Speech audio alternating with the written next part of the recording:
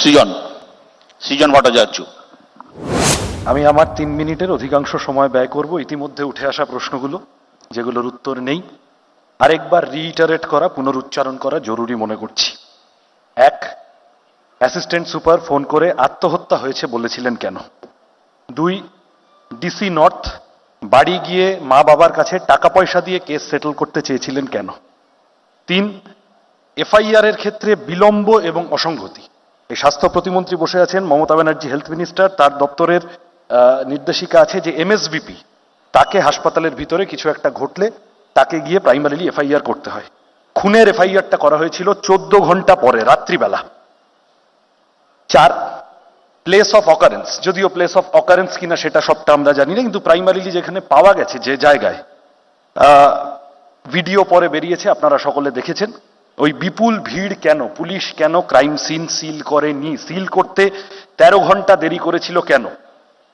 5, এই সন্দীপ ঘোষ, এই লোকটির নামে বর্জ্য পদার্থ সংক্রান্ত দুর্নীতি, দেহ লোপাট থেকে শুরু করে বিভিন্ন প্রশ্নপত্র ফাঁস, অসংখ্য দুর্নীতির অভিযোগ ইত্যাদি ইতিমধ্যে ছিল। এই লোকটিকে এই ঘটনার পরে সেকেন্ড পোস্টিং দেওয়া হলো কেন? কত বড় ক্ষমতাধর! সেদিন সকালবেলা সন্দীপ ঘোষের ঘনিষ্ঠ বিভিন্ন লোকজন, তারা রাজ্যের বিভিন্ন মেডিকেল কলেজে ছড়িয়ে ছিটিয়ে থাকা, 7 সকালে সব ওইখানে এসে পৌঁছেছিল কেন?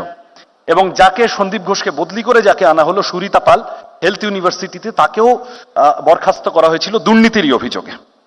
6, মা বাবা বলেছেন যে তারা চেয়েছিলেন একটা সেকেন্ড পোস্টমর্টেম করতে, কিন্তু কোনো সেকেন্ড পোস্টমর্টেমের কোনো জায়গা না দিয়ে পুলিশ তাড়াতাড়ি মা বাবাকে প্র্যাকটিক্যালি টালা থানায় বসিয়ে এক জায়গায় বন্দি রেখে তাড়াতাড়ি কেন মরদেহ পানিহাটিতে নিয়ে গিয়ে সব দেহ কেন দাহ করার বন্দোবস্ত করলো? পানিহাটির তৃণমূল বিধায়ক, তার ছেলে সহ আনুষঙ্গিক কাউন্সিলররা, এই যে বাবা এখন বলেছেন, আমি কাল পরশুর মধ্যে দেখলাম যে মেয়ের চিকিৎসা, ওখানে শবদেহ দাহ করার খরচ দিল কে? শ্মশানে। প্রশ্ন তো, কেন ডেথ সার্টিফিকেটের ওখানে শ্মশানে সই করার ফর্মে স্থানীয় এক তৃণমূল নেতার সই, মা বাবা কোনো পরিবারের কারুর সই ছিল না কেন? প্রায় গোটা এলাকা অন্ধকার করে দিয়ে মা বাবাকে দেখতে না দিয়ে তাড়াতাড়ি চাপ দিয়ে পুলিশ এইটা করেছিল কেন? কেন মরদেহ দাহ করানো হলো? 7, কেন সন্দীপ ঘোষের চিঠি স্বাস্থ্য ভবন অ্যালাউ করে দিল, পিডব্লিউডি তার পরের দিন ঘর ভাঙতে চলে এলো, সেমিনার রুম সংলগ্ন ঘর ভাঙা শুরু হয়েছিল কেন? সংস্কারের নাম করে। 8, 14ই অগাস্ট রাতে, যেদিন লক্ষ লক্ষ মানুষ রাস্তায় নেমেছিলেন মহিলাদের রাত দখলের ডাকে, সেই ভিড়ের সুযোগ নিয়ে কারা ভাঙচুর করলো? যারা ভাঙচুর করলো, গোল গোল করে যাদের ছবিতে দেখা গেছে, তারা সব কাশীপুর, বেলগাছিয়া, মানিকতলা, বেলেঘাটা, ওই চত্বরের কলকাতা শহরের তৃণমূলের সাথে থাকা গুন্ডা। তাহলে তাদেরকে কারা পাঠিয়েছিল? তাদেরকে জিজ্ঞাসাবাদ করা হচ্ছে না কেন? পানিহাটি তৃণমূল বিধায়কের মতোই এদের কাছেও কেন খোঁজ খবর করা হচ্ছে না? কেন ভাঙচুর হলো এবং কেন পুলিশ ওই 2 ঘন্টা র্যাব সহ সবাই নিষ্ক্রিয় হয়ে গেল? কেন বসে গেল? কেন দুভাগ হয়ে গেল? কেন আড়ালে চলে গেল? ভাঙচুরটা হতে দিল কেন? 9, 43 জন চিকিৎসককে শোকজ করার একটা, শোকজ না, মাফ করবেন, বদলি করার একটা বোধহয় কথা এসছিল। তারপরেও 93 জন চিকিৎসককে শোকজ করা হয়েছে। এই চিকিৎসকদের শোকজ বা বদলি, তার কথা বিভিন্ন রকম ভাবে সামনে আসা, প্রতিবাদীদের উপর, আন্দোলনকারীদের উপর হুমকি, দেবলীনা যেটা বলে শেষ করলেন, একটি উদাহরণ দিলেন।